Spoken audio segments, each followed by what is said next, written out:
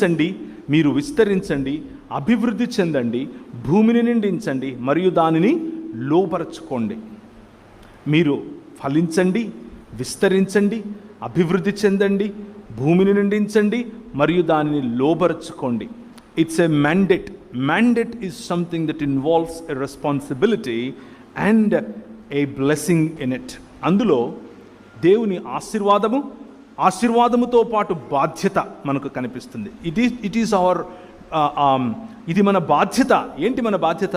ఫలించటం మన బాధ్యత, విస్తరించటం మన బాధ్యత, భూమిని నిండించటం మన బాధ్యత, అభివృద్ధి చెందటం మన బాధ్యత, దానిని లోపరుచుకోవటం మన బాధ్యత.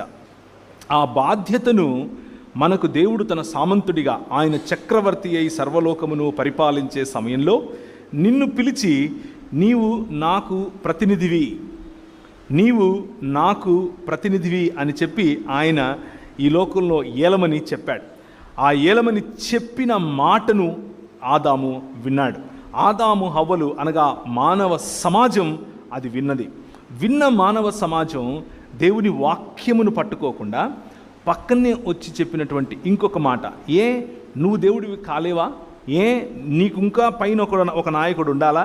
నీ అంతా నువ్వు చెయ్యొచ్చుగా అని చెప్పినప్పుడు, లేకపోతే నువ్వు దేవుడివేనటగా అని చెప్పినప్పుడు దేవుని స్థానాన్ని మనం దొంగిలించే ప్రయత్నం చేశాం.